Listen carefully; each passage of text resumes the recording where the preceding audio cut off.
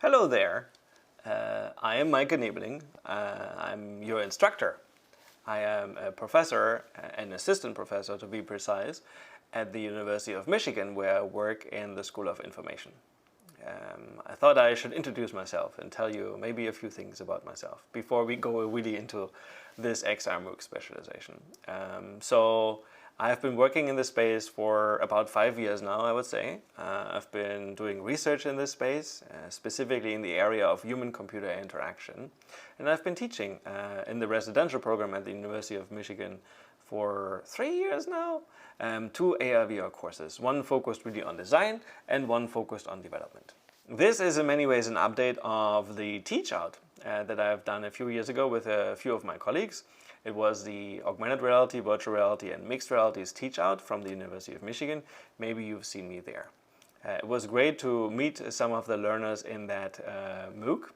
And many of you have actually said, we wanted to learn more about design and development. So we've heard you, and we've added significant content in both of these areas. Right, so I care about XR. You guessed that. It is really important for me that we all understand these technologies. They are making it into our everyday lives. They are there. They're not going to go away. We still have an influence on how to shape those technologies so that we have a better control, right, how these technologies make it into our everyday lives. In any case, it's time for me to pay back and pay it forward. So I hope what you learn here today is something that I had to learn myself, not just today, but over the next few weeks. It's not going to be that fast. Almost tricked you there, right? And I hope that you share that knowledge and that you invite other people to also learn about these things. Not everybody cares about development. Maybe some of us care about design, hopefully even more. And then a lot of us should really care about where this space and these technologies are going. And we should have some critical discussions about this. So, thanks for letting me meet you and joining me in this effort of spreading the knowledge around XR. And I really look forward to seeing you in the course. Hope we get to interact with each other, maybe perhaps even meet in person one day. That would be exciting. Hello and welcome to the XR MOOC.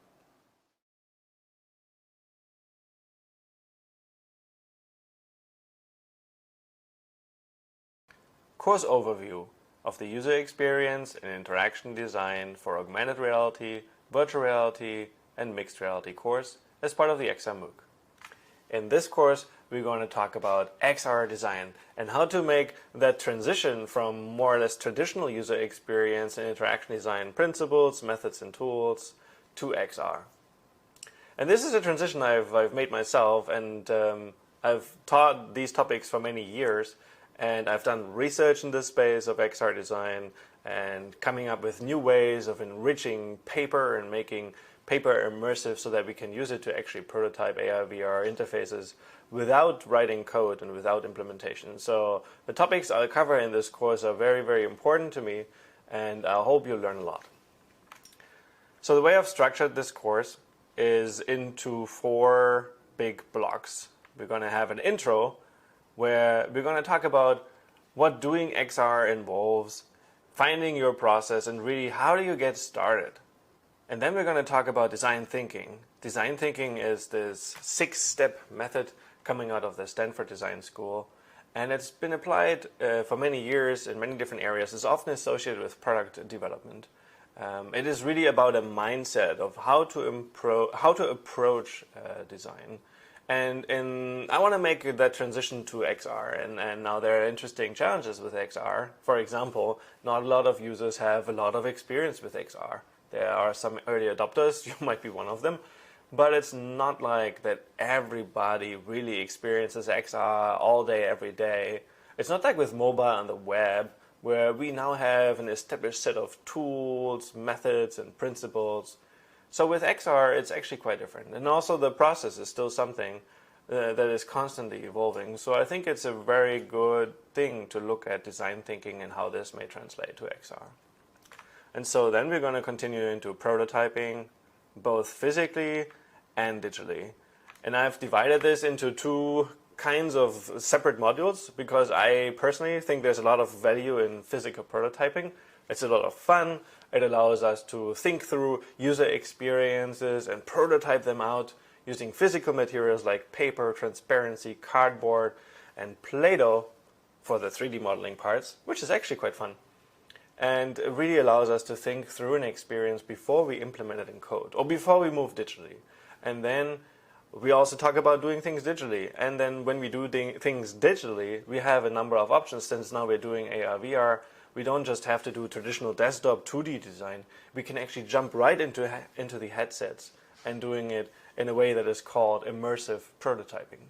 And so when we have covered each of these blocks, I'll give you a quiz and we'll assess your learning and we're making sure that we're on track. In addition to the quizzes, you also have options to access additional content as part of the honors track. The honors track really comes with a set of activities and exercises that allow you to practice and exercise the methods and skills.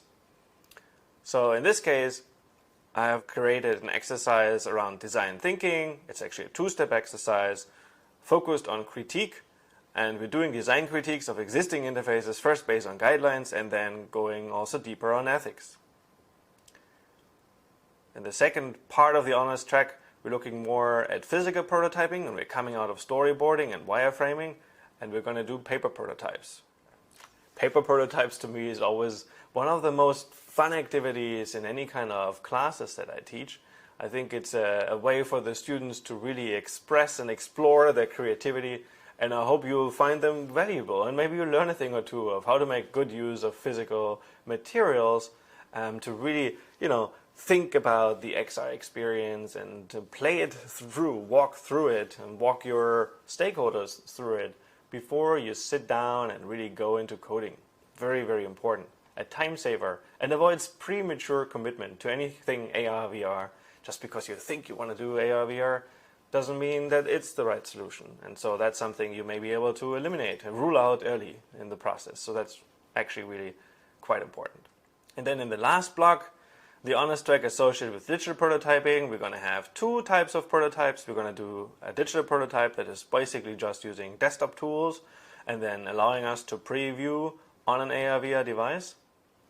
And when we do the immersive prototype, that's really something that I'm still exploring myself, understanding really what's the value of it, what are the kinds of things we should do, so you can sketch in 3D and do all kinds of interesting things. And if you're really good and fast at it, it might feel very productive.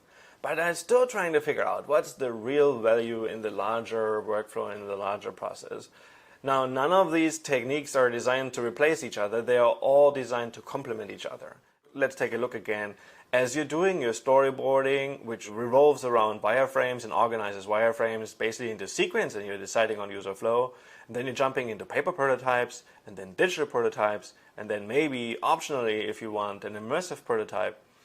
Now, each of these really tell you more about design. So in each of these steps, you learn more about their requirements, and you're getting closer to what we then call the minimum viable product.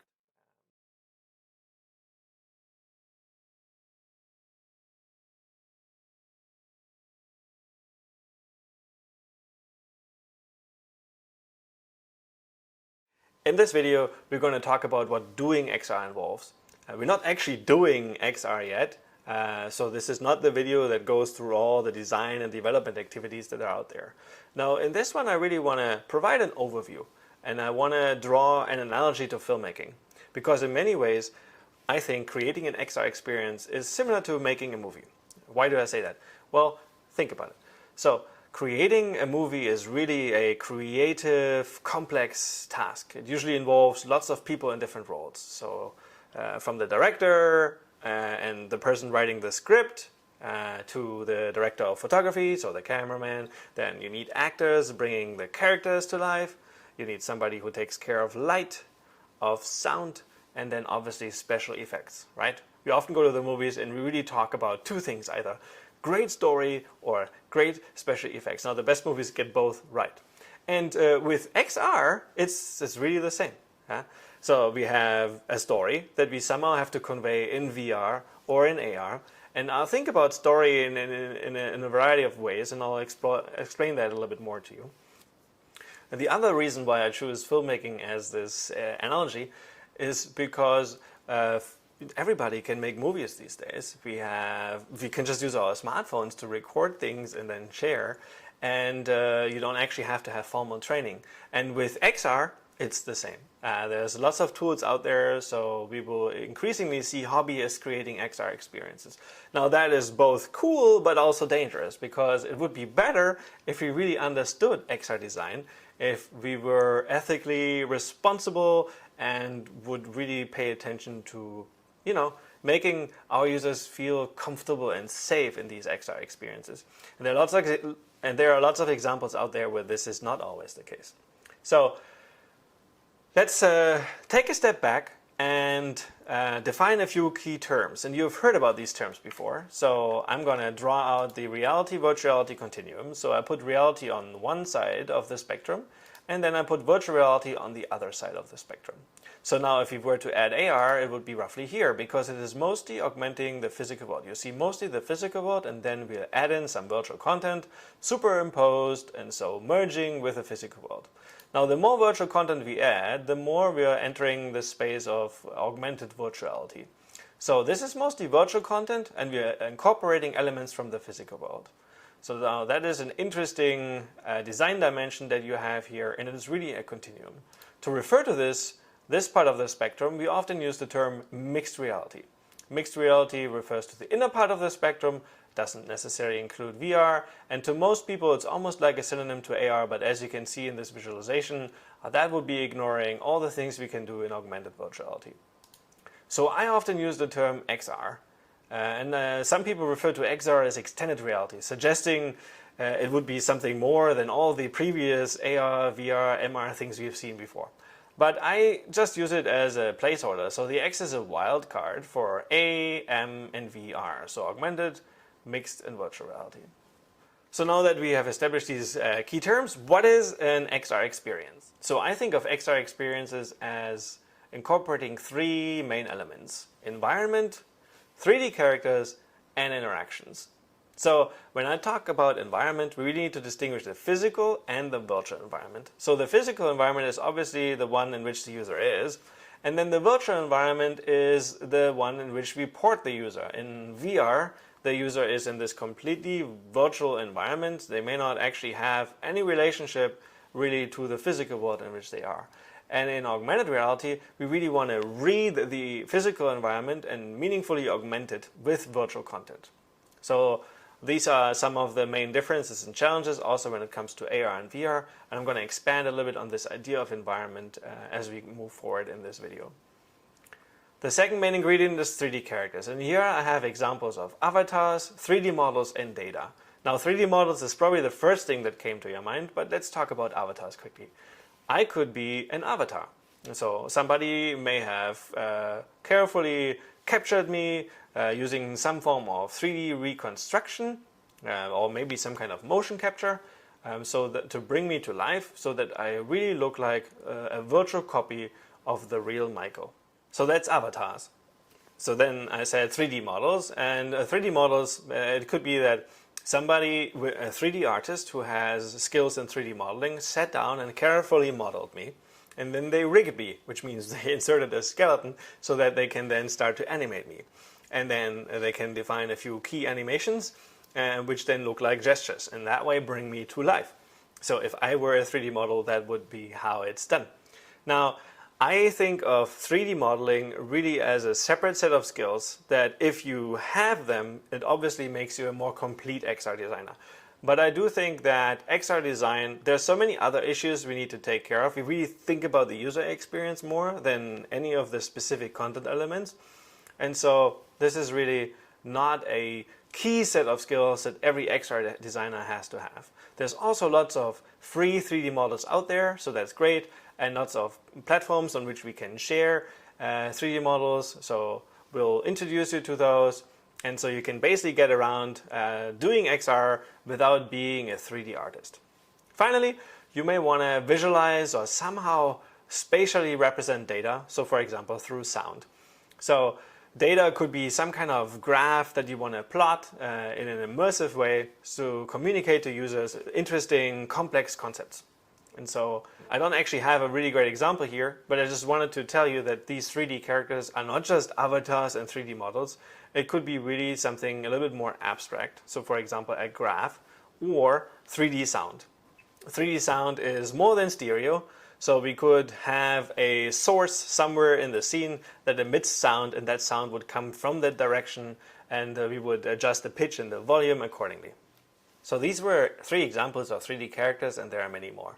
Let's talk about interactions. The most important thing to distinguish with interactions is there are explicit interactions and implicit interactions. So explicit interactions are those where the user is really aware of them. For example, gestures that they know the system will recognize, or speech commands that the user is aware the system will understand. Implicit interactions are those that are not directly asked of the user. So for example, in AR and VR, we have a lot of implicit camera-based interactions, gaze, head gaze, or eye gaze-based interactions. And these are examples of implicit interactions. So in AR, VR, we really have this interesting interplay of implicit and explicit interactions, and we really need to design for that. That has its own challenges, and one of the main issues currently is that most design tools, so those geared towards non-technical users, are often very limited in the kinds of interactions that they support. So there are toolkits and libraries out there more geared towards programmers that I'll introduce you to in the course focused more on development, to really expand on the vocabulary of interactions that we have available as XR designers. So if we step back a little bit, I mostly talk about content and interactions. And when I say content, I really think about both the 3D models and all the 3D characters in the scene, and also the environment. So basically the physical environment in which the scene takes place, and then the virtual environment. These are more like the background elements, and the 3D characters are really more like the foreground elements. But both are content elements. Okay, so that is how I think about XR experiences, the main ingredients in terms of content and interactions. So now I want to think a little bit more about where the experience takes place, context, and what is really the story of the experience, to come back to this analogy from filmmaking. So when it comes to context, we really need to distinguish AR and VR. So context, the physical environment around the user, really impacts the virtual reality experience. Now, even though you don't really see it, you design this VR environment. And that actually needs to fit in the real world. Let me illustrate this quickly. So you are designing the inner bubble here, the VR world, and it's actually somehow enclosed in reality. Now, the virtual reality, the virtual world may be much larger, physically speaking, than the actual physical room in which you are. And this actually introduces interesting challenges. I'll introduce you to locomotion and ideas of redirected walking, and then common metaphors for travel in VR, for example, teleporting. So we learn about all these things, but it is important to really think about the fact that the virtual environment does normally not perfectly match the physical environment in which the user is, because we are trying to port them into a different world. That is often the idea behind virtual reality. And so this introduces interesting issues, and so context is really important. So when we now think about AR, there's a more direct relationship between context and augmented reality. So the physical world in which you are really drives the AR experience. You design this AR environment, and it actually has to blend with the reality. So it has to merge, it has to not just fit in, but it actually has to complement, add, or remove something from this physical world. And in order to do this meaningfully, you really have to understand it. So on the VR side, we really talk a lot about environmental design, and on the AR side, we really talk a lot about environmental understanding. And here's a key thing that I really want you to consider. So if you're designing for AR, it's not just designing this inner bubble. You're actually designing the experience that includes also the real world around it. So it's not just a matter of putting a 3D model in front of your user and then having no relationship to the real world around you. No, a good AR experience really takes care of this combined, this merged experience. And so that's why I actually highlight both aspects here. Now, keeping with this, let's talk about story. So in VR, the way I think about it is you are actually telling the story at the intersection of the real and the virtual. So what I highlighted here in red, this boundary, is really what you're working with. Think about it this way. The best VR experiences that I've had somehow got this mapping between the physical and the virtual world really right. So for example, I was in some kind of game with a headset and it was collaborative, and then I had to solve a puzzle, and that puzzle involved pushing virtual buttons. Now, as I was pushing these buttons, in most VR experiences, you don't actually have the physical, the haptic feedback, the tangible haptic feedback. But in this case, the physical environment really matched the virtual reality experience. There were actually physical buttons that I was able to press, and so this really was a really cool story. A negative example would be if you had obstacles in the way that are not communicated to the user. So they're like, something is like a chair is in the way or something like that, and you don't see it because you're fully immersed in this VR experience. That would be really, really disruptive. So you're really telling the story at this intersection. Now, in AR, that's different because you're actually telling the story at the union of the reality and the virtual content. So you're actually telling that story that I highlighted here, not just your virtual content and with no relationship to the real world. Unfortunately, there are a lot of AR experiences out there that seem to think it's enough to just bring some kind of virtual element into the physical world, and that's AR.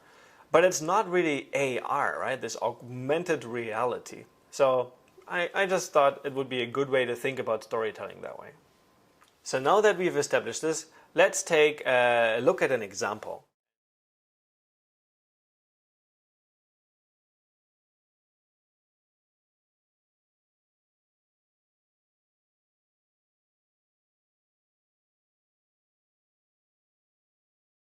So in the following, I'd like to share an example, our example of the Lion King 2019 remake. We were studying basically, we were working on a research project in my lab at the same time as The Lion King was about to come out, the 2019 remake. And it was so interesting to us. I mean, I was just awarded a faculty award from Disney, and I promised I'll do something with that research funding.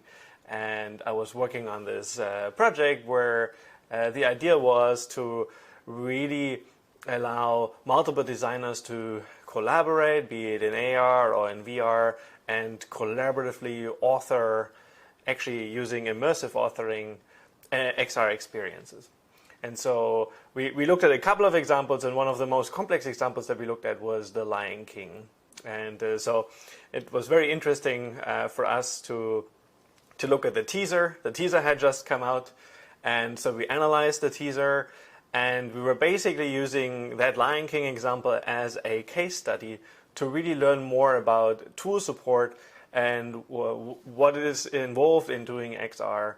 And why did we choose The Lion King? Well, The Lion King, don't know if you knew that, but that remake was actually directed and shot in virtual reality. So basically, the cameraman was like in there, in the headset, and chasing down the animals and things like that. And that was how it was recorded. And so it was a very interesting case study, and I'll share it with you because I do think it's good with keeping with this lecture where we want to understand what doing XR actually involves. So this is the Lion King case study, and it's from our paper, which I invite you to read on XR Director. And I want you to pay attention to a few things. I'll actually start at the end, not the beginning of this project. And I'll show you an example of a scene that we shot. We were still experimenting with Rafiki climbing up Pride Rock. And it was a vast virtual environment that we were trying to prototype, obviously with limited means. We didn't have a $250 million budget. And we had two actors here. So we're gonna do this scene where Rafiki climbs up Pride Rock, and the actor, or actors in this case, will be Jane in the VR headset, and then Katie will be our director of photography operating the camera, and this is an AR capable phone, and I'm going to be the director. And I'm going to show you one of the many takes that we did, so that you get a sense for how we worked on this little project. And again, I mean, we are not Disney and we had a much smaller budget, but I think it still serves the purpose of this lecture. Action!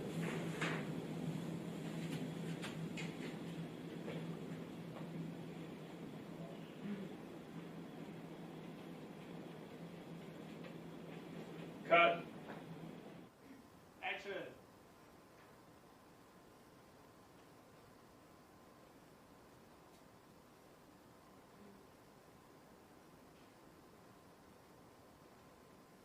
Cut. Okay, Jane, go back. Katie, I want more movement from you. So why did I share this with you? Well, this is my example of creating an XR experience and using techniques more or less from filmmaking. So if you think about filmmaking one more time, so we have all these various roles that I talked about earlier, and then how do they actually translate to XR designers and developers? Where the director, that is usually the person in charge, and if it's a one-man project, then would be just the XR designer or the XR developer. In a larger, more professional XR experience, you might have a project lead, so that might not be the same kind of designer or developer. But many XR experiences are really just created by almost a single person, and that person would then function in all these different kinds of designer or developer roles that I'll spell out here a little bit. Now, the most interesting part when it comes to differences between filmmaking and XR is that the director of photography, so the person in charge of the camera, is actually the user. And now that introduces a lot of interesting challenges, design challenges. It gives a lot of agency to the users and autonomy, and that's really what we want. That's like one of the main affordances of VR and AR, this idea of being able to explore virtual content in 6 degrees of freedom and really go about and choose your own perspective and all that. But from a design perspective, you really have to make sure that you draw the attention of the user accordingly, that there are the correct visual and maybe audio cues and all these kinds of things. So that's interesting challenges there. And then when it comes to the actors, well, on the XR side, often it is just a designer who composes scenes of 3D models.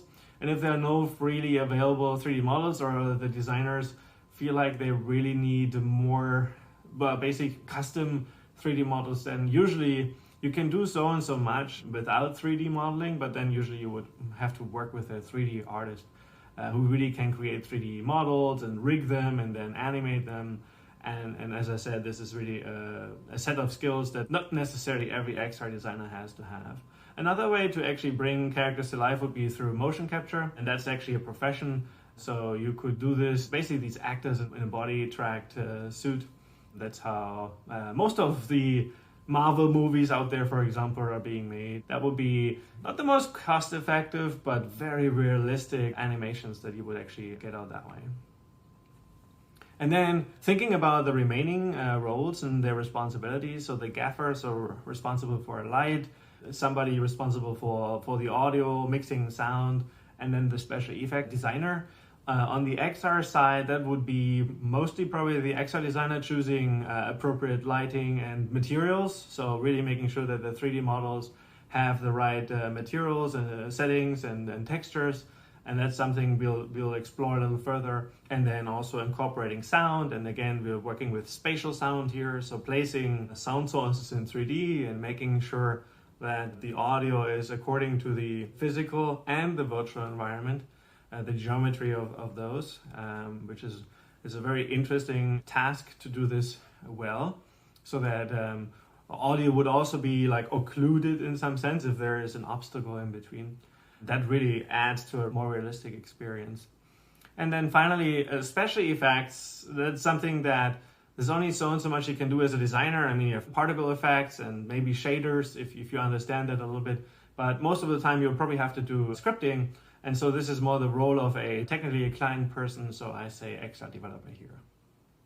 So now I'm going to walk you through the steps of basically going to the beginning of this project and just this case study focused on Lion King and how did we actually work. So first we started with storyboarding and wireframing, and this is something that I think is inherent to any XR project that I do. I usually start on paper and I plan things out. I have an idea and I sketch those out. So brainstorming for me doesn't happen in thin air. It actually happens on paper. In this case, we were picking scenes from the teaser. The teaser was available to us. So that would normally just be in your head and you would try to express it on paper. So the way we use storyboarding and wireframing here is still relatively close to the traditional sense, but we really figured out like what are the camera movements, what kinds of characters are involved, and then how do they move and how do they relate to each other, and what's the story, and then which sequences are we going to pick. So that's how we use storyboarding and wireframing here. And I'll show you a little bit of what my students and I came up with. So here's our example where my students and I worked on this Lion King remake, essentially the remake of the remake, if you will. And we had a $25 budget. So we basically bought lots of physical prototyping materials, Play-Doh. We did have paper and transparency and a lot of the tools. And we repurposed cardboard that became then our stage. And what is really cool in this way is basically a physical storyboarding activity. So it goes beyond paper. It's actually very close to physical prototyping. In fact, you may look at this as a physical prototype rather than a storyboard. But I do think when it comes to AR and VR things, this idea of prototyping and storyboarding physically, like in 3D physical space, is very, very important. So we had a lot of iterations here, and you can see how my students, Jane and Amy, were filming and testing, and there's another person filming, Neil, is filming them, and then Katie was also in the background. So a cool set of students, a little bit of a film crew. They had to make sure that the background is kind of right. This was one of the harder scenes to film, where a lot of tiny little character movements, and pretty cool. And so, yeah, that was that. As we were storyboarding, you could already see more or less the physical prototyping activity. But I showed you the making of the physical prototypes, and now I want to share with you the physical prototypes. So this is really how a user would experience them. And one thing I would invite you to do, if you feel like it, due to copyright reasons, we cannot play anything Disney here. But I would like you to, if you can access YouTube and could get access to the teaser that was basically the inspiration for our work. And then you're going to the part where James Earl Jones says, "Everything the light touches is our kingdom." And so when you go there, then after that, it really starts with this really cool soundtrack. And that's how I have experienced this prototype. And I usually play it to my students in my class. So I'm going to play the resulting physical prototype. And this is now, in some sense, you're experiencing, it was created with physical only, so reality only. No AR, VR yet, but it gives you a first sense of what it might feel like to be in this virtual world that we are prototyping here. All right, and here we go. This is the opening scene. And we're looking at Pride Rock. And then Rafiki is coming up. This was the thing we had previously done with VR, and we're gonna go there again. Simba moving the head, and Rafiki breaking that thing. It was one of the hardest scenes. We had to shoot this in slow motion. You can see this flickering, which is just the light. And then we're placing that on Simba's head and walking to the top and showing baby Simba. And then we have this really cool scene behind where you can see all the animals. I mean, they're a little bit abstract here, but all the animals down there. All right, so this is that example. And these were just the physical prototypes. And then we were also doing the digital prototypes. So we took each of the scenes and we prototyped them digitally with a number of tools, some of which I'll also cover in some of the courses here. So we did involve Unity. We used A-Frame and WebXR. We did some modeling in Blender, but mostly correction. Several of our models actually came from Google Poly and were done with either Google Blocks or Tilt Brush. And so these are all kinds of immersive modeling and immersive authoring tools, so 3D modeling and immersive authoring tools. And so there are actually quite a range of little technologies involved. It does not look as polished. Somebody in our reviews called this crude programmer art, and that's probably what it is compared to Disney. But even this was quite a lot of effort. So let's take a look. So here I'll show our digital prototype with scripted animations. So it's based on the teaser, and Rafiki is going up, and we see Simba, and you see some reflections, and you can see some differences in the quality of the models. This was, again, one of the hardest scenes to do. A 9-hour animation and scene done by one of my students.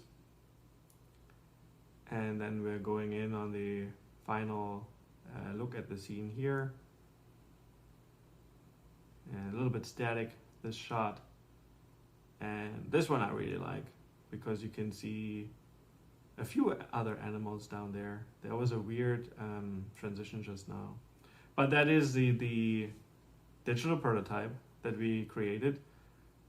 And you can see how the camera spins a little bit. That's kind of nice. Yeah, it is a prototype first. It allows you to envision the final experience.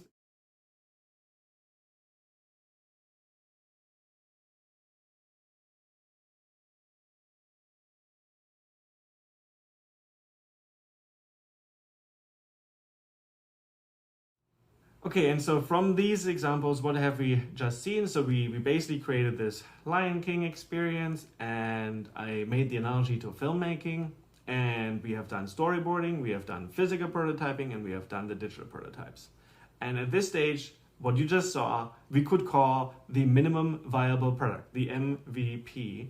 And this you would now need to take further and do another few iterations on it. And we are entering the space of actually developing XR experiences. And so when I think of developing XR experiences, I want to distinguish two types of experiences. So one is relatively basic, but even that one involves already a few components. So you have to decide between AR and VR. You usually put some kind of 3D characters in there, maybe an existing 3D model. And you do have to have at least directional light and ambient light in order to see anything in this scene. So this kind of basic experience, that's like a single XR designer can do this and mostly compose the scene. If we look at a more complex example here, so let's say we're bringing a custom 3D model, maybe it's rigged and it comes with animations, maybe a few additional light sources, and then also sound. And so this I would now call an advanced XR experience. If you wanted to create something like this, you really need to jump into different roles as an XR designer. So the custom model, you would actually more or less need to be a 3D artist, so creating a 3D model and maybe animations. You can do this in some existing tools. You can do this, for example, partially in Unity, and in Unreal you can do some basic modeling and model editing at least, but you would normally really jump into a different kind of tool, more geared towards 3D artists, and it's really quite different in terms of how XR authoring works. But then as an XR designer, you could still do the lights and make sure that the materials of your 3D models are properly done. And that's where I think most of the issues actually happen when you download and use free 3D models. There's a couple of issues there. They usually come at very different scales. The origin in these models isn't always really set in a uniform way. So it's not center, it's not the vantage point or anything like that, or the bottom center, or all the things that would make sense. No, it's like really somewhere off. So what we had to do, for example, when we composed our scenes that you just saw from free 3D models, we did Pride Rock ourselves, but a lot of the animals were just like borrowed from Google Poly, and they are for free and you can use those models. But then you still have to pay attention to scale. And the other big thing, the other big issue is really the materials, and that the models have the right settings so that they properly reflect light. And so as an XR designer, you would have to go in and fix a lot of these things. And then sound. So, I mean, we had some issues here with sound. So you would want to maybe have all these animals make some sounds, a lot of background music and sound, and maybe really The soundtrack would have really added a lot to that experience here. We couldn't do this for copyright reasons, but you could imagine getting a bunch of free sounds and you could experiment with that as well. And then we did script the animations. I mean, there's different ways and different tools. So the portion with the stick breaking that part, we did that in Unity with the animation editors there. But a lot of the animations you saw that looked very crude, they were actually scripted in A-frame. So basically using a combination of JavaScript and HTML, and it's not the best way to do these kinds of animations. So now that I have established the basic and advanced XR experience, what does it actually mean in terms of content and interactions? So when you break it down, an XR experience really into the content elements, into the core ingredients, we're talking about 3D models and animations, lights and shadows, environment, so the terrain and all these things around, physics, spatial sound, maybe menus and heads-up displays. And as I said, we distinguish explicit and implicit interactions. So explicit interactions like the cursor, so usually the head gaze, or could be the eye gaze as well, some kind of reticle that shows us, according to the surface that we're pointing at, it gives us that feedback. A controller, like a VR controller or any kind of hand movement, speech or voice. So these are the speech or voice commands. So these are examples of explicit interactions. And then implicit interactions, a lot of camera-based movement, as I said, but also could be things like the GPS location. So where you are in the world, and that could tell us the time zone, and that could actually impact how we render things, for example. We're going to bring in this idea of fiducial markers. So that is something that happens in a lot of AR experience. Fiducial means like it's visible to the camera. It's some kind of QR code or some kind of version of a marker, usually printed on paper, that we want to track, and that tells the camera basically its relationship to that 3D content and establishes a coordinate system, and that is oftentimes just an implicit interaction. The marker in itself, although I do think there's a lot of value in marker-based prototyping, and normally in the final user experiences, the marker is just something that you have to have there to establish that coordinate system. It doesn't usually play a big role. And then environmental features could also trigger implicitly some kind of interaction. So basically you're bringing a physical object into view, or you're looking at a sofa if you're doing a furniture placement application, for example. These are examples of content and interactions. And now let's look at how, for different types of XR experiences, we're going to distinguish between VR basic and VR advanced or immersive, really. And then we're going to look at marker-based and marker-less AR. What does that mean? How much of this do we actually need to fill in? So in terms of like a basic VR experience you can achieve and accomplish with a few 3D models, often it's just one, and maybe some light and shadows and cursor, so cardboard-based kind of interactions. And then a more immersive VR experience would really, check a few more elements here. So definitely in addition to light and shadows, you really have more of an environment, a virtual environment, and maybe physics in there, and maybe sound, and that sound is spatial. Maybe means of navigation through menus and some kind of heads-up display. You may have more controller-based interaction or hand-based interaction, and maybe access to speech and voice commands.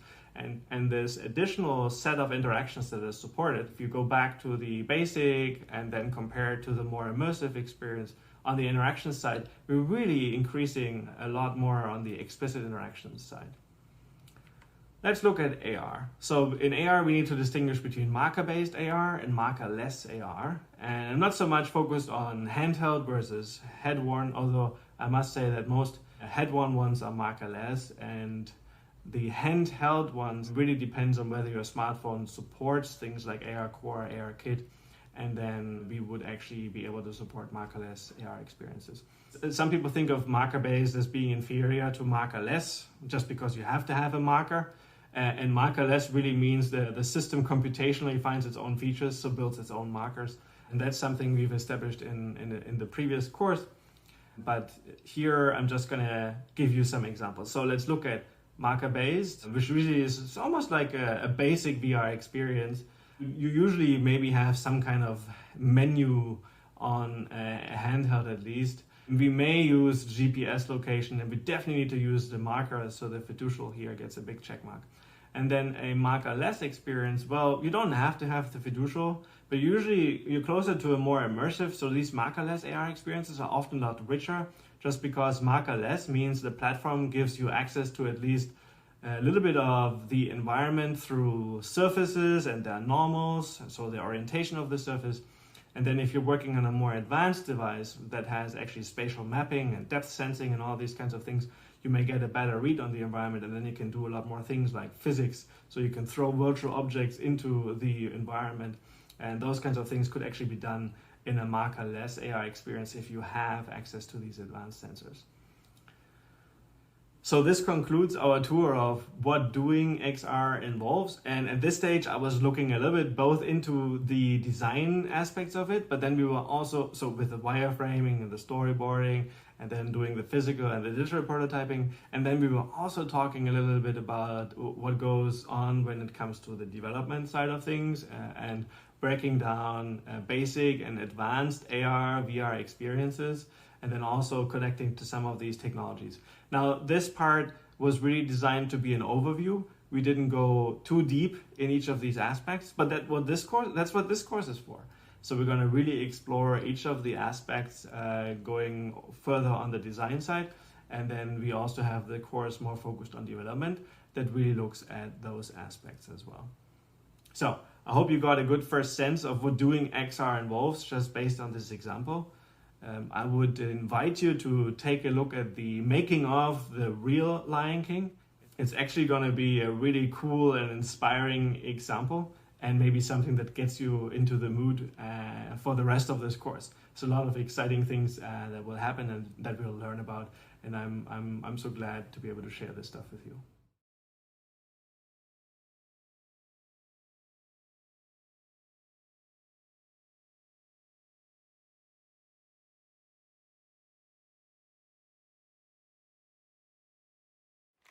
In this video, we're going to talk about how to get started. And this is really like a question that I get from a lot of people that want to get started in XR and don't know really where to get started, and what are good examples, what are good tools, should I learn this programming language, should I focus on AR or should I focus on VR, and what is this extended reality that you're talking about? So there's a lot of confusion, especially for novices in this space. It's really quite a vast space to navigate. And so the idea of this lecture is to walk you through some of the key challenges that you have and key barriers that I have observed with students, and then ways of navigating around them, including paths to becoming an XR creator. So I've collected a few key barriers to entry that I commonly observe in students, and then also many of which actually applied to myself when I was getting started in this area. So the first really big issue is finding the starting point. It's really unclear how to get started and where to start. Should I pick up a tool like Unity? Is that my way into XR? What if I'm a web developer? How do I transition? Which of the WebXR frameworks out there should I be using? Is A-Frame the right tool? Should I go directly learn 3JS? So lots of issues there. The second key issue is really how to make that transition or jump from 2D to 3D. Many of us are actually trained in 2D design. We are very familiar with the methods and tools there, and the question is really, how do I transfer that knowledge and adapt it to 3D design? And so this is a big issue and a challenge for a lot of us, and is also a core focus. We actually have a lecture as part of the XR MOOC that really focuses on making that transition from 2D to 3D, talking about light and materials and all the kinds of things you have to pay attention to that you normally don't really concern yourself with when you're doing 2D design. The third issue and key barrier to entry, I would say, is finding good examples. First of all, it's actually not clear where to find good content and functionality. If you are experienced with web design or mobile development, you probably have your favorite repositories, you have design systems, you understand material design and all kinds of things there, you know what responsive web design is, etc. And so there are lots of examples out there, and it took years to build really good repositories of knowledge and content that is shared. And in the XR space, we are facing this issue at the moment that there's lots of examples scattered out there, but it's really hard to find them. When you go to resources that are more common to developers like Stack Overflow, it's actually quite hard to browse through there and identify whether something is about XR, is it 3D or is it 2D, and so really finding good examples is an issue. And I'll expand on that a little bit because we've done some research in that area as well in later segments of this video. The fourth key barrier to entry is the vast landscape of tools out there. For a novice user, it's really unclear which tool is the best to use for them and what is actually the use case that they're designed for. There's actually a lot of differences between these tools. It's not like every tool can do all kinds of use cases. Often they are actually optimized for specific use cases, like in the construction industry, or more focused on movies and gaming or entertainment, and those focused on education and meeting scenarios. There are tools that allow you to build, for example, these kind of VR social spaces. But it's unclear which of the tools to use. And it's often not an option to jump into this tool that can do it all, like Unity or Unreal that you may have heard of. These are really big, comprehensive tools, and they're overwhelming in the beginning. And many people actually fall into this trap of trying to do it all with this one tool that they know best. And my approach is usually to get a good overview of the tools out there and think in terms of which one is good for what purpose. And getting that clarity is also one of the main things we want to accomplish as part of the XR MOOC. The fifth key barrier to entry is really the current problem of platform fragmentation. This is really something that is not new. We're just repeating the same issues. If you look at mobile, so there's basically Android and then iOS, so Apple devices, and these are the biggest kind of that we have in the market. And we have similar fragmentation in the VR space. So there's Oculus and Vive. And then Microsoft is trying to go for this Windows mixed reality platform that then speaks to various VR devices and also their flagship, the HoloLens AR headset.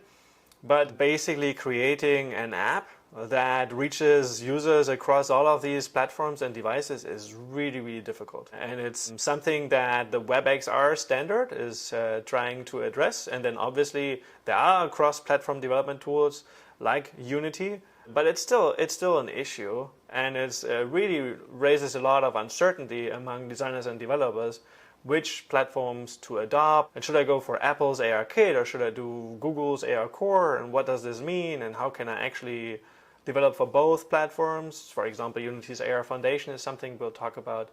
So lots of technologies, and just like me throwing out all of these examples, if you're not familiar with them yet, that just shows we have more work to do, and we'll learn about all these things in this MOOC. The sixth issue is really, let's say you have made it through the design and development. How do you actually assess whether you have now created a user experience that is actually good? I mean, there are common metrics around usability, such as learnability, memorability, and whether something feels efficient and effective to use. But how does that really concretely translate to an AR or VR interface?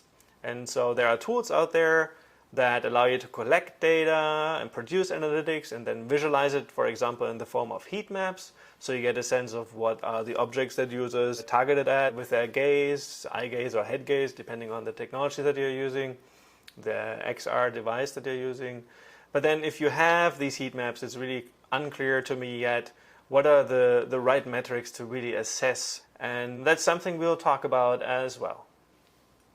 So let's look at the first issue, the starting point, in a little bit more detail. So students often ask me whether they should learn Unity or Unreal, which one I prefer and which one I think is the best tool. I don't think this is the right question, though. First of all, these tools were actually not really designed to author AR and VR experiences. This is more like an afterthought. These are game engines, and they're increasingly add support. And frankly, it's quite sophisticated and comprehensive support. But when you open those tools for the first time, you'll be overwhelmed by all the language and terminology you have to learn. And you're making this jump into this complex tool and into 3D at the same time. So I'm not sure whether they are the right starting point. And I personally do a lot of my work in WebXR just because I really want to reach across all the platforms. I want to make it very easy and simple to prototype. And I'll show you examples of this throughout the MOOC. But it's not really the answer either. So starting point, I would say, is really taking a step back and thinking about whether you are a designer or you think you are a developer. And depending on how you answer this question, there are actually different things you care about, or you care about the same things differently. So as a designer, you really think about process, methods, authoring tools, design guidelines, usability evaluation techniques. And as a developer, it's almost the same, but a little bit more technical. So you think about development process, development toolkits, what are the right tools, programming tools, and programming languages. How do design guidelines translate to design patterns and design systems? And what does it actually mean architecturally speaking? So what's a good way of making my Unity or Unreal apps more performant? How can I improve rendering? So design patterns also in that sense. And then, while as a designer you think a lot about usability evaluation techniques, as a developer you think about all the things you can track and log to build good logs that you can then analyze. And so this is kind of like the yin and yang. In reality, these things have to come together, but depending on how you see yourself, you may be looking for different aspects, or as I said, for the same things, but with a slightly more technical or less technical perspective. And that's just something to realize as you're entering and trying to navigate that XR space. So here's my way of thinking about how to become an XR creator in that space. So if you have a web development background, there is a direct way which is based on the WebXR standard. And then I'll show a few examples that support that standard. So if you're really heavy on JavaScript side, you could do it with Three.js. If you like declarative HTML, you might go for A-Frame. And if you want to have a quick start into AR, for example, marker-based AR, then AR.js may be a library that you want to pick up, and you will quickly achieve some initial results and feel good about it. As a game developer, so let's say you have a previous background in game development and maybe you even understand 3D design and 3D modeling, then you will really already be familiar with Unity and maybe Unreal, and you may really like one or the other tool more. And then the good thing is that most XR platforms and devices are actually supported in Unity and Unreal. Often through the vendors, but then this is increasingly pushed and becomes really part of the Unity and the Unreal engines. So an example of this is AR Foundation, which is a part of Unity now, which allows you to develop against both Google's AR Core and Apple's AR Kit, so smartphone-based AR. I also like the examples of Steam VR, which really is cross-platform VR, so Oculus, Vive, and Windows Mixed Reality. And then on the Windows Mixed Reality side, I really also like Mixed Reality Toolkit by Microsoft, and actually some of my friends from Microsoft who are really working on this. And the Mixed Reality Toolkit really makes it very simple to develop VR and AR headset-based experiences, but they also increasingly provide support for some of the smartphone-based platforms. So if you're a game developer, you really have almost the best access to these tools and the easiest transfer in terms of your existing knowledge. If you have more of a mobile development background and maybe already experience with developing for Android natively or for iOS devices natively, look into AR Core and AR Kit and their SDKs, because you're already familiar with these development environments, and that might be the way for you to go about it. And if you're more of a mobile developer, I also think you will have an easier time developing directly against the Oculus and the Vive SDK. So I put them here as native SDK examples.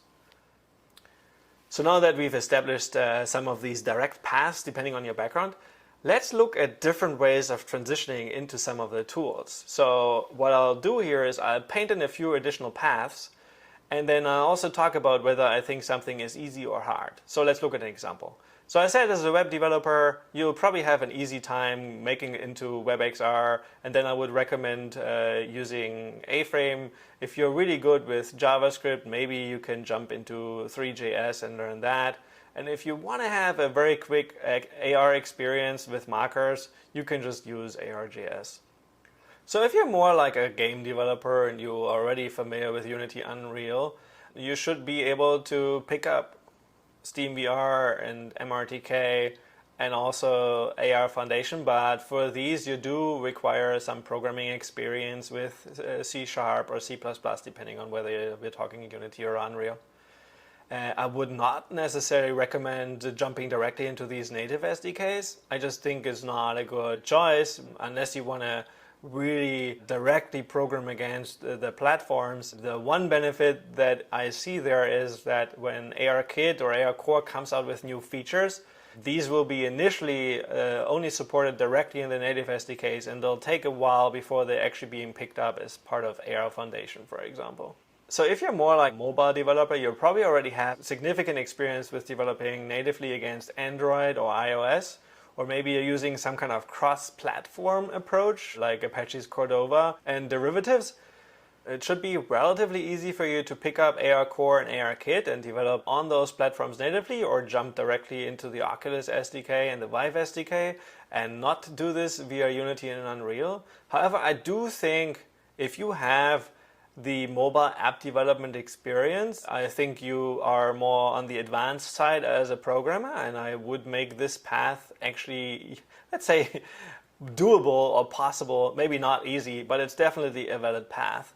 You would probably spend the majority of your time still trying to figure out Unity and Unreal, and maybe you'll feel this slow you down before you actually get into using some of these SDKs down here. But it is a possibility, and you should consider it. So these were the different paths to being or becoming an XR creator, and I really wanted to cover those. But I also talked about this significant issue, and you will face this if you're more of a novice to the XR space, which is making this jump from 2D to 3D. So if you have a web design or mobile development background, you'll be very familiar with 2D coordinate spaces, and you know that this element is a little bit down on the Y and a little bit to the right on the X, and you know how to do this. But now, if you're entering the 3D space, okay, we get it, right? So we have 3 dimensions, so we have X, Y, and Z, but the problem is a little bit of the origin and also scale. Like, what does it mean? We're moving from pixels to new units that in VR and AR usually translate to meters, and the origin of the coordinate system is really not clear. And then we are also bringing in the idea of texturing models and really making sure that the materials are right, and we have light. Without light, you see nothing in your 3D scene. So not only do you have to make that transition to a 3-dimensional space in terms of coordinate systems and also understanding origin and how that varies, because usually the 0, 0, 0 is where the user was at the start of the application. There is no absolute coordinate space like we have in screen space. So you have to make that transition, but then you also have to think about the 3D models and making sure that they come with the right scale and that they have the appropriate materials so that they look good, because you also need light. And light is probably something you've never really thought about when you were doing 2D design, but here light really matters. Both the ambient light and the directional light, and really placing that light has significant impact on the kinds of elements that we actually see in this scene. So this is quite a jump, and we'll spend more time making that jump together.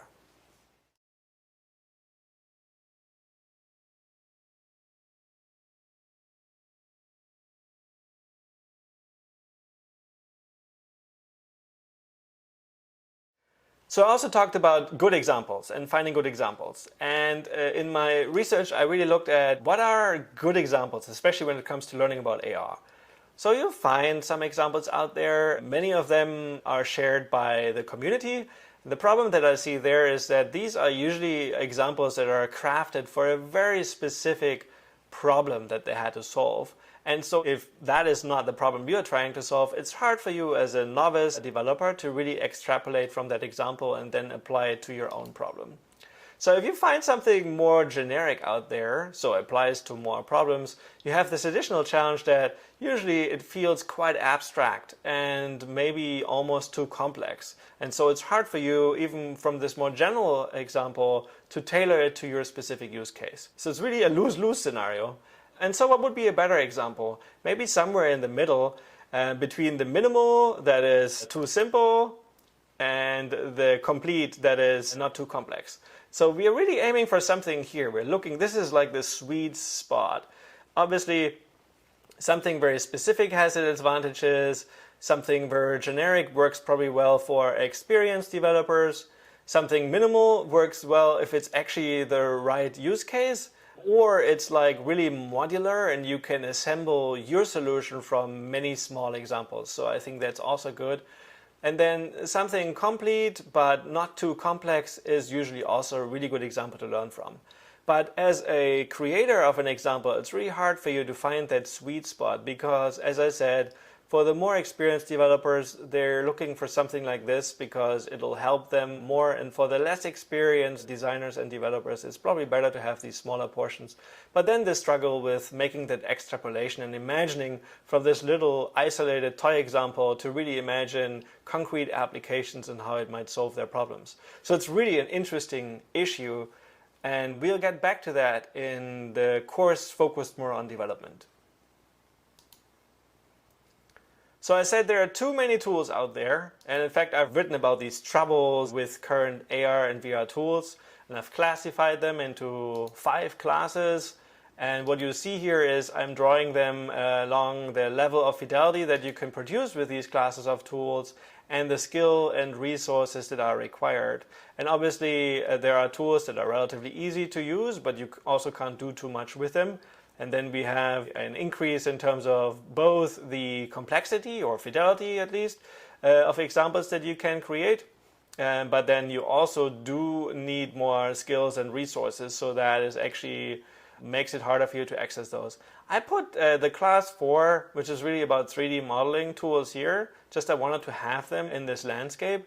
But I think, first of all, they do require a very different set of skills and resources, and they're really not easy to use. If you're more like a web designer or a web developer background, then you really have a hard time operating these tools.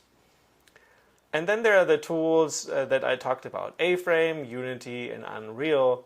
And I would say they are up there because you can actually really achieve good fidelity in these tools, but you also do need quite a number of skills, and you need time to build those skills, and time is money. So there's also a set of immersive authoring tools out there, for example, Tilt Brush and Google Blocks, that I would put down here. So they're relatively high fidelity because you're working directly in VR with these examples. And the skills and resources required relative to the other things I talked about are probably not as much.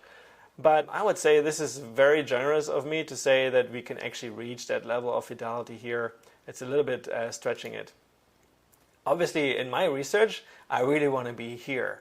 I want to be able to create the highest fidelity of solutions with the least skills required. So that would really be cool. And yes, I have worked on some of these tools here, and I share some of them with you throughout the MOOC. But it's not always clear whether I've actually really reached that goal of being in that quadrant. Probably some of the tools are still a little bit limited in terms of the fidelity that I can reach. But I do think that I succeeded at really limiting the skills and the resources required. But the trade-off is that you cannot prototype all kinds of experiences. So the problem with all of these tools is that they only allow you to do so and so much. Some of the tools might be overkill for smaller projects where you could just use ARJS to do something here, for example. And that's just like building this awareness of this landscape and being able to do this classification and then picking tools within all these different kinds of quadrants, I think is really a key skill that we need to develop as part of this course. So in summary, the trouble with existing XR tools that I see is this massive tool landscape. It's hard to get started for new designers. It's even hard to keep track for experienced developers. Then the problem is that the design process are really unique patchworks. Every kind of project that I've done required a very specific set of tools. There was not a lot of commonality between projects. So every AR/VR app requires a unique tool chain. Prototyping tools are too limited for most apps. That's what I've found. And then development tools are out of reach for novice, non-technical designers. There is this significant gap both within and between the tools. So the tool chain is really optimized in the upwards direction, as I was just illustrating in the previous graph. So It makes it really hard to design iterations, especially when you have to go back to a previous tool. So let's imagine you prototype something quickly in an immersive authoring tool for AR and for VR, and then you've taken it further in Unity or in Unreal. That's an okay thing to do. But if you then feel like, oh, you want to address some customer feedback, you have to really go back to the immersive prototype, and there is no easy transition between some of these tools. In reality, though, I think we will be able to work around a lot of these issues just over time. We will get more experience by doing more XR projects, develop a flavor and a sense for what's the right kind of tool and when to use which tool. And I really now feel like in my own work and what I see with my students, and that makes me very happy, is that they're really building this toolbox. And they're not trying to do everything with this one tool that I've learned, but they're really quite creative and exploring different kinds of tools throughout every project. And that's also something I'll invite you to do. And you will see more opportunities for this in later parts of this course and also in the other courses. And finally, I talked about this issue of platform fragmentation before, but let me illustrate this slightly differently.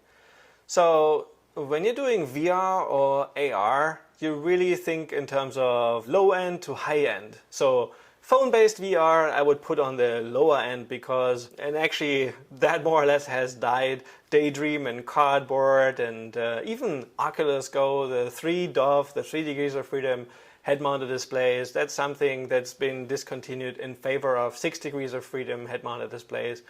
And what I haven't even drawn out here is like this idea of building these kinds of big caves, these virtual reality rooms. That usually is not really a target of an app. So if you're building a new VR app, you really want to think about, okay, what are the requirements? And it used to be thinking about 3DOF versus 6DOF, how many controllers, do they even have a controller? Cardboard, for example, doesn't have a controller.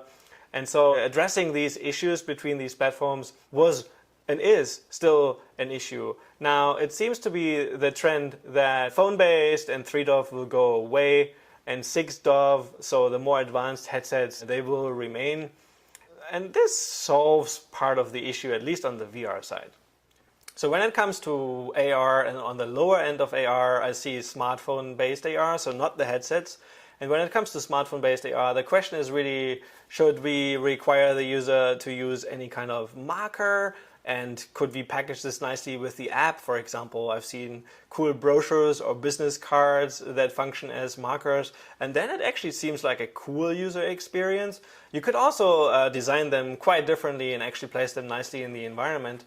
But I think there's this trend towards markerless AR just because we have the more sophisticated smartphones and it will become a standard in the next few years. And so when we look at the more higher end of the spectrum, so we are thinking about headsets, so AR headsets, for example, like the HoloLens, which I've shown you in earlier segments of the course. And, you know, that is really something that we will probably design more for in the future. I think ultimately this is where most of the AR takes place. But right now, when you're creating a new AR app, you really have to decide whether you're going to support smartphone-based AR and then marker-based or markerless, or whether you're targeting the headsets, and these headsets are still quite expensive, so you actually really don't reach too many users, but you can do the really cool examples.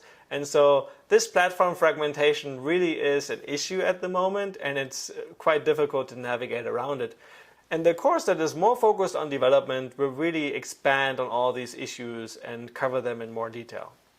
So now I've talked through all the key barriers and I've provided quite a few examples and maybe new ways for you to think about it. I wanted to end with a few concrete tips. So here's my advice for you to get started. First, get your hands dirty. The dirtier the better, I say here. So really get your hands on an XR device. It doesn't have to be the most expensive. It could also be repurposing your smartphone as an AR or VR device with some of the smartphone wrappers like Cardboard, or if you still have access to Google Daydream or something close to it like Samsung Gear VR. So you could try out those things. And it's really important, even if they're used and old, it's really important for you to experience it for yourself. And then associated with this, you should also try out some of the apps and then really think about tools as you're trying to enter this space of creating XR experiences. then you should really start making your first XR app. You should set yourself a small, reachable goal though. It's okay if you want to do a to-do or some kind of reminder app, or in AR, some kind of measurement app. Although we have 1,000 of those apps out there, I do think that it's a good way for us to get started. And the Measure app, for example, is a good way for you to learn about AR and some of the principles there. And so it's important to really do your own first app, not just do tutorials or read blog articles. Really make something. I think that's the best way to get started. But remember, set yourself a small goal. Third, when you're there and you feel like, wow, I'm really getting passionate about AR and VR, then really think about how do you connect to other developers? Learn about the XR communities out there. That's really where a lot of the know-how is. So start following AR, VR blogs. I usually follow a lot of people on Twitter. That's, for me, it's a good way to learn about what's currently being done. All the vendors and associated with those vendors are actually people working at those vendors. And many of them are actually really quite open about what they're working on. And so social media could be a very good way for you to keep up to date as well. And then number 4 would be start reading more about XR research and design. So when I say start reading about it, there's a lot of practitioners sharing their knowledge and experience again in blogs. There are people out there that write more like white papers, doing some kind of market analysis that might be helpful for you when you want to figure out what kinds of platforms you want to target. But I really like the articles created by practitioners. There's a lot of good blog articles out there, which I also share with you throughout the course. And then if you're inclined to reading more academic papers, now the scientific community is not always the most accessible, but I personally obviously get a lot out of the latest, the cutting edge, the bleeding edge research. So I really learn a lot from academic papers. So this is my how to get started. Get your hands dirty, make your first XR app, make sure it's your own thing, join XR communities, and then start reading about some of the XR research and design. Yes, so this was my how to get started, and it's obviously just one way to get started, but in my experience this works very well. I've worked with many students over the years, and there is a little bit of truth in some of the things I said, so maybe try it out for yourself and really continue working in this course and learning that way, because I think we'll have a very good way for you to get started and then take it further in your own time after this if you turn out to be an XR creator.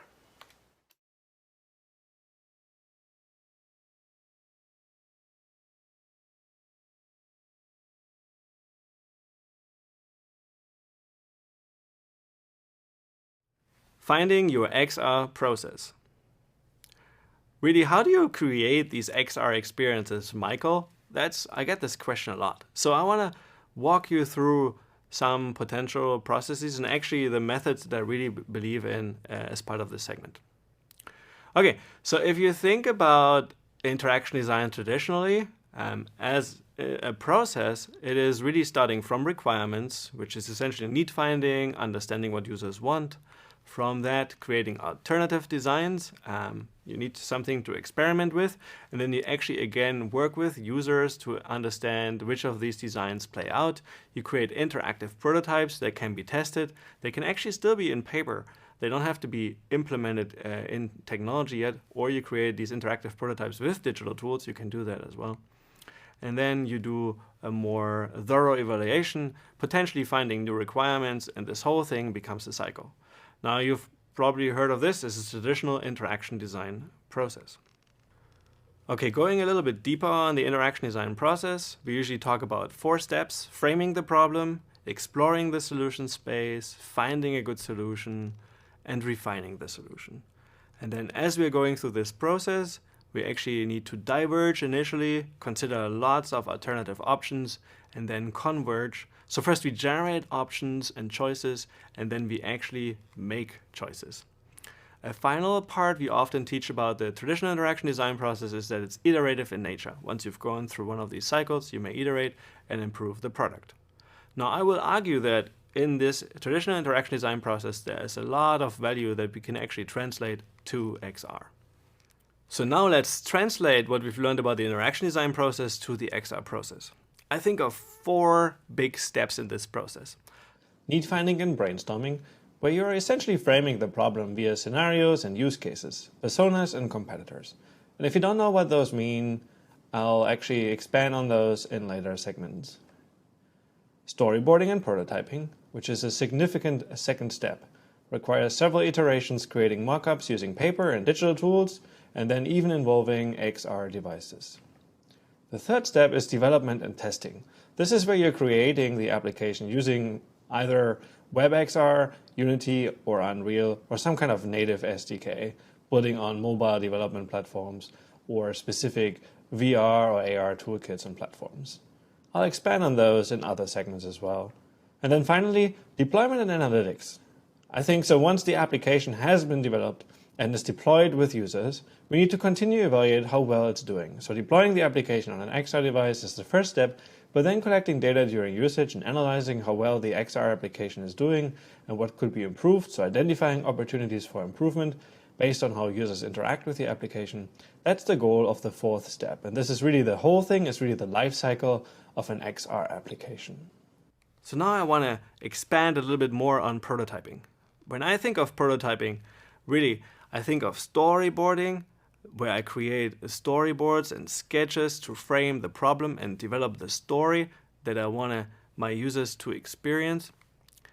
I think of physical prototyping, so where we may use Play-Doh, paper, cardboard, transparency, anything beyond paper, essentially, to become spatial and explore the opportunities of XR interactions. So these physical prototypes is really something that I believe strongly in. I will spend some time on it. They allow us to design the concept and explore the interactions before we implement them in any digital tools. Now, obviously, prototyping then finally also includes digital prototyping and with digital tools to test the feasibility and experiment with XR specific features, things that we can only really explore once we have it on the devices. Now, I think all these steps are really important and we're going to explore them in more depth in future segments. So now a term that I've used previously is fidelity, and I want to explain what I mean by low fidelity and by high fidelity. So when I create a new XR experience, I usually start on paper. I like sketching out things on paper, thinking it through, and there are some templates out there. One of the issues that I have with working on paper is that I'm not very good at working in 3D on paper.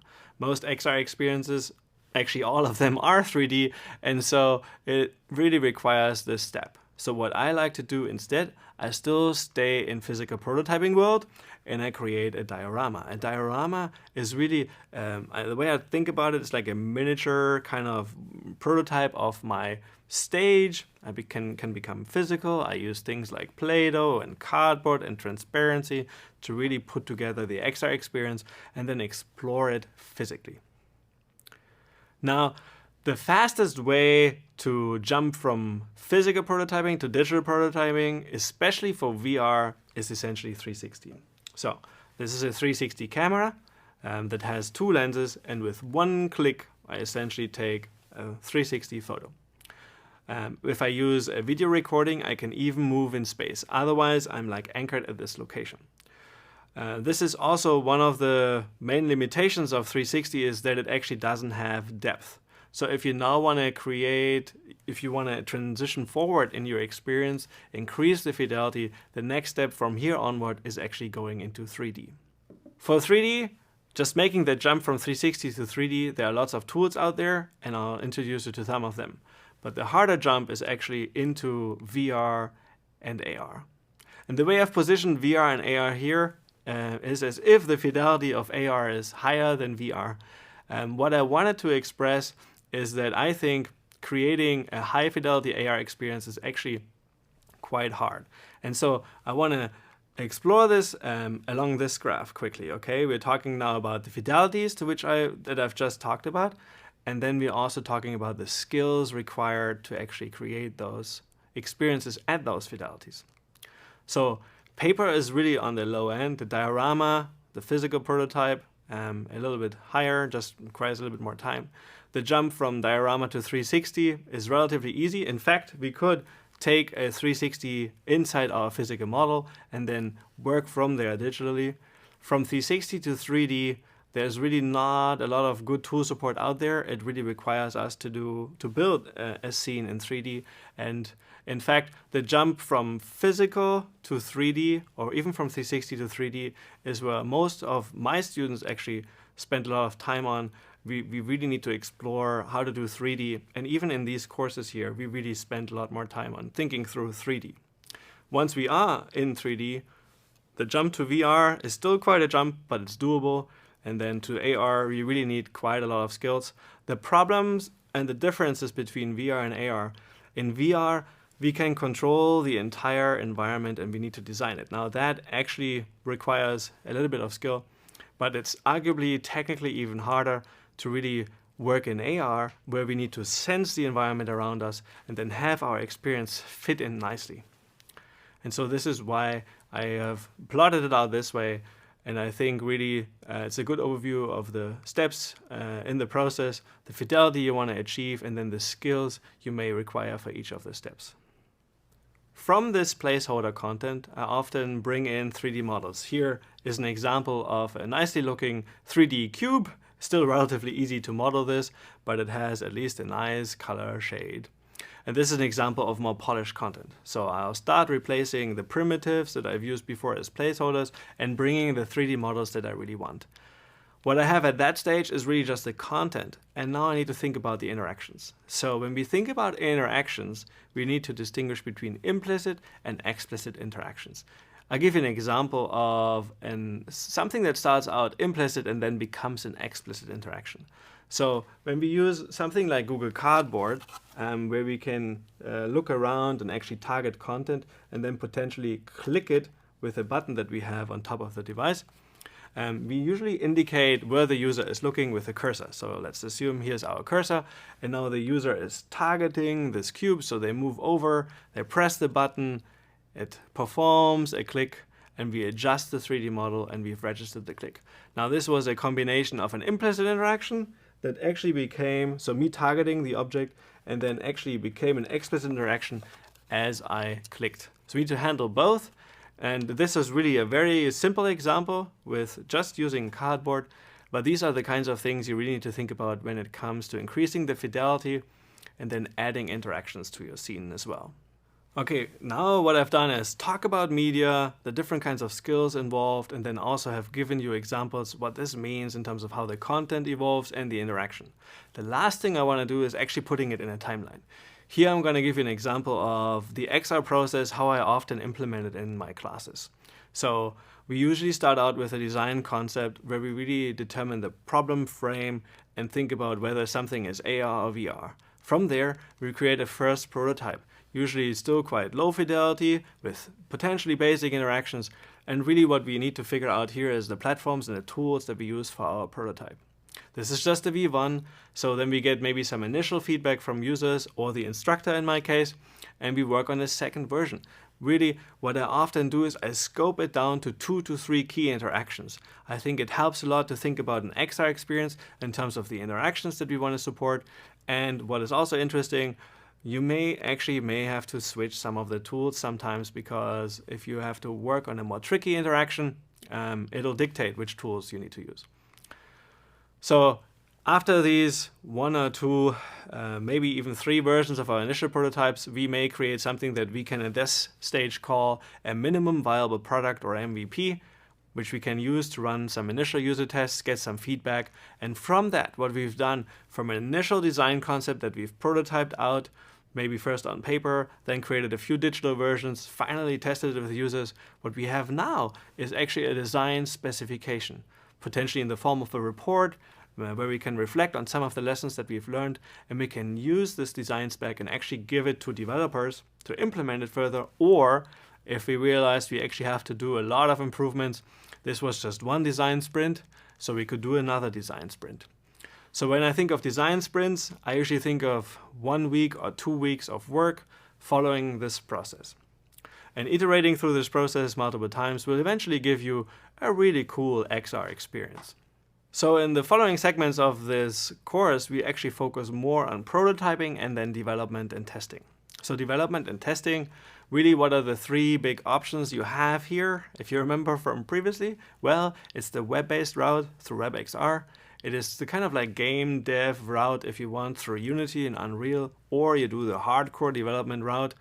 Maybe if you're an experienced mobile developer, that's your thing. You can do native development with the Oculus SDK or the Vive SDK, or also some of the AR solutions out there. So in the following, we'll spend more of our time on WebXR and Unity, and that's it for this course, but I'll provide resources so that you can also learn more about the alternatives.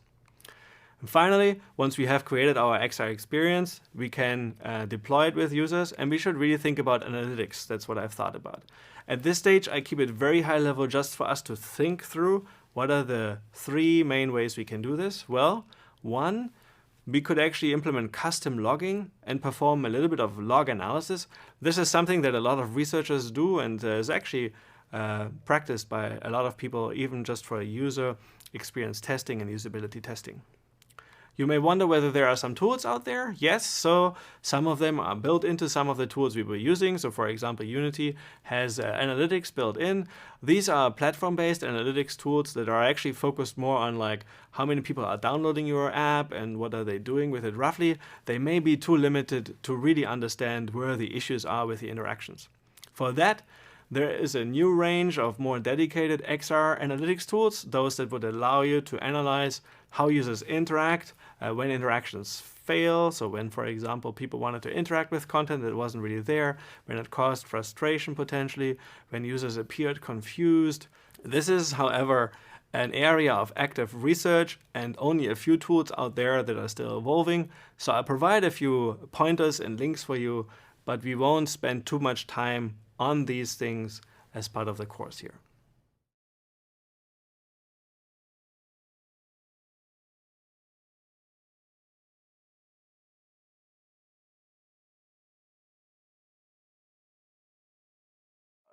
When I say XR design, so I really think of three big things we need to touch on. We need to talk about the design process, the methods and tools, and then also guidelines and evaluation. And this is how I've structured the course. So design process is really the steps that are important to make it through a project and then come up with a good design. So along the way, I'm going to introduce you to a variety of methods and tools. We're going to build a toolbox. And so the idea is that you have access to a number of techniques and can choose the ones that you are most comfortable with or that you think best fit the project, or based on my experience are very good in early stages of design, and then they kind of fade out and transition out. And then we have access to other techniques targeted at digital prototyping and then later development as well. So we learn about these techniques and we build our toolbox. And then we also learn about design guidelines and best practices and design patterns. And so we're building this understanding of what is good and what is maybe not so good in XR design.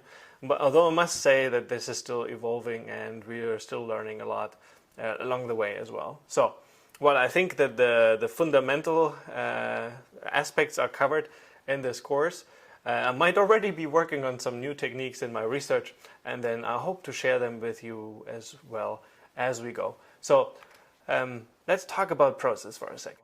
When I say design process, really we're going to start from a problem statement, usually, a competitive analysis, and design space analysis. So these are really the key things that help us frame the problem, really understand it better, and then understand the competition. So therefore, basically the state of the art, so what's been done and how well is it done, what are the factors that contribute to good solutions and what are the gaps there, and really trying to find a way into providing a meaningful solution to the problem. So both understanding the problem, but and also really identifying gaps and finding ways of filling those gaps. And you will have a variety of options to consider. So we're going to talk about design space analysis, asking the right questions, weighing the options that you have, coming up with criteria that allow you to make good decisions. And so we're going to talk about that. And then we're going to enter the space of prototyping. And there I really emphasize the physical. So I feel like paper prototyping is really where I usually learn a lot and my students have a lot of fun, so maybe that is something that you'll also enjoy. I introduce you to techniques using paper, transparency, Play-Doh, and really making use of physical space, kind of like treating it like a stage to think through the XR experience way before we start developing anything and using any digital tools. We can really do a lot physically, including testing with users, and that I think is a very powerful set of techniques that I'll introduce you to there. And then we're going to talk about digital prototyping as well. So here I said we're going to do both digital and immersive, so digital on the desktop with some more traditional tools that you may be familiar with as a graphic or web or mobile designer. And there are some new versions of these tools available to us that are focused more on AR/VR design, and this is still a space that is rapidly evolving, lots of issues with current tools as well. And then we're going to explore immersive prototyping, really this idea of jumping directly into the headset or using an AR mobile device and prototyping and experiencing it at the same time. So this idea of concurrent design and testing, which is really the definition of immersive prototyping. And so I think that's going to be fun. And so with all these prototypes, we're going to arrive at what is called the minimum viable product. Think of it as a proof of concept, like the minimum set of features put together in an early version of our, let's call it, product, and that allows us to learn and try it out with users and learn about initial user experiences and how we can improve it. And so this MVP, this proof of concept implementation of our XR experience, that is really what this whole course is targeted at. The course kind of ends at the end of this MVP, which this MVP could really function as a design specification that you can then hand off to developers, or if you're more technically inclined, could start implementing with current programming tools, and that's something we'll cover in a separate course. So this is the process-oriented way of looking at XR design. But if you think more about the concerns and what are the key questions, so here I'm going to give you an intro to XR design in a slightly different way. We're going to think about ways of building empathy with your users. So this is really at the core of design thinking. We're going to talk about ethical and responsible design. Now that's going to be quite a tough lecture to give, and one that I'm never really happy with, but I really wanted to give you the right mindset to think about good design, but then also ethically responsible design. And we're going to talk about design guidelines, so best practices and patterns of design. That's something that I think is always evolving, but it's really something that as a designer you really want to be aware of these design systems out there and really what are the right ways, what's the current state of the art when it comes to XR design. You want to be modern and you want to be consistent with other kinds of XR experiences that users may have tried. And then we're going to talk about design critiques. Now design critiques, that's something that is heavily practiced in some disciplines like architecture and architectural designs. And I also do this in my design courses. It's really important to learn how to give good feedback and to, critically analyze a product and then make constructive suggestions for improvement. So we're going to practice this. We're going to do design critiques in two different ways. One that is more oriented towards the guidelines that I talked about, and then one that is really focused on ethics. Because I do think that when it comes to XR, we really need to take care of both of these big concerns. So making sure that the current design kind of fits with common design practice and is also really ethically responsible. And finally, I'm going to introduce you to something that I really like to do in my research and that I think is actually a very good way to bring together people that care about the same problem. We're going to talk about design jams. And the way I think about design jams is like a 3-hour block with a design prompt and guidance, and we're bringing together basically target users or stakeholders, if you will, that really care about the problem, and we're going to try to solve it collaboratively. And so you can bring in, I often like to bring in students with varying level of experience in terms of like where they are in their degree, but also then a variety of different backgrounds. And so that's one of the things I really like working in the School of Information, because that's where we have access to this diverse pool of students. And then we're also going to talk about design ethics. And with design ethics, we really want to get away from this basic usability-driven question, what's the most effective and efficient design of my solution? and we want to think about what harm could it do, how could it be misused. So kind of like a little bit the dark side of design. And did I accidentally create a weapon? That is something that you should really be thinking about. So with the design options that we have available and the choices that we make, are they meaningful and are they ethical and are they responsible? So that's something that I want you to think about. So we're going to introduce you to key ways of thinking about it. This idea of, giving control to users, autonomy, transparency, making them feel in control and really being aware of all the options that they have, and then safety. And I mean both the physical and the mental safety of our users. So that is something we have to consider. And design ethics is going to be a key topic. We're going to talk more about design guidelines. We're going to learn about those that are platform driven by vendors, and then those that are done by designers and they are user oriented, so usually done in some kind of user studies, maybe not as thorough as some researchers might do it, but still a very good way to learn about design. I really like those coming from experience. So we've tried this and maybe we didn't do it super rigorously, but we have made this effort and we have learned from it. So here are the lessons learned, experience-based by practitioners. And then obviously as a researcher, you kind of like want to do this with scientific rigor.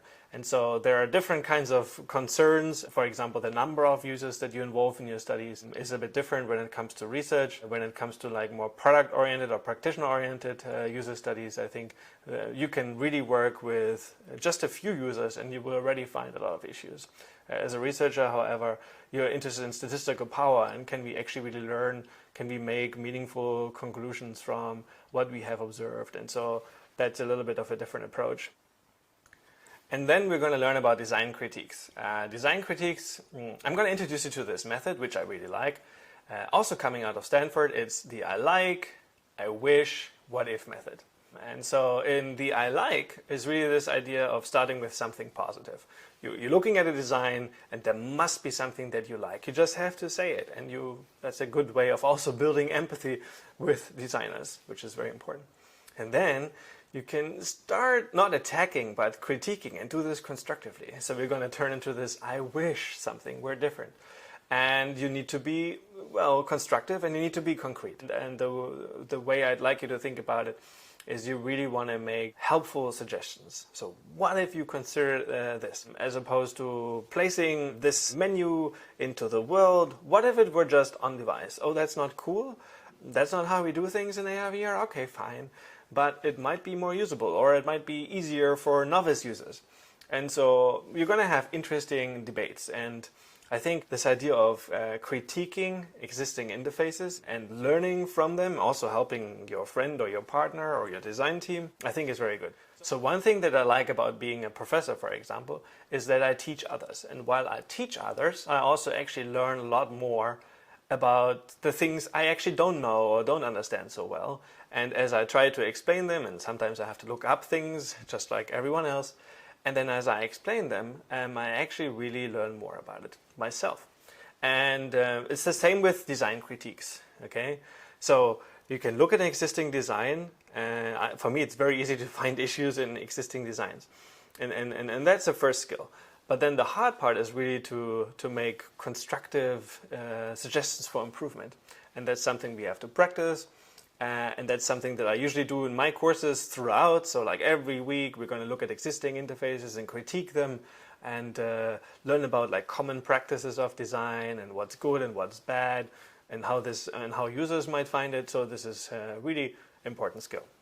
We're also going to talk about evaluation. And so when it comes to evaluation, a lot of at least researchers immediately think about usability and somehow proving that our design is a good design and that users found it usable and they're still very efficient, it was an effective way of using it, that maybe they had satisfaction as they're using it and maybe even some fun. But I also wanted to think about usefulness. I can design this best to-do list in AR, it's the most usable, but is it useful? Do our users find it helpful? Do they see a purpose in it? Does it improve their daily lives? And I feel like for a lot of the XR experiences out there, this question of usefulness really raises the bar. And we don't need a million measure apps in AR, right? I mean, it's a cool little thing to implement if you're getting started with XR. So it might be that you want to try this for yourself.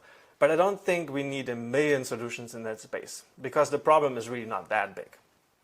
So in addition to usability and usefulness, we also want to really consider utility. Does our solution really solve the user's problems? And that is something that is really hard to assess. Often it has to do with long-term usage. And that brings me to the fourth aspect of evaluation, user acceptance. Will our users actually continue to use it? Or are they just using it for the purposes of our study, for example? In research, this is really one of the hardest questions to answer. When you have a product and it rolls out and people continue to use it, you might argue that users accept it. And that when they accept it, it's like the ultimate grail because they may see great utility and usefulness in it, and it should probably also be usable.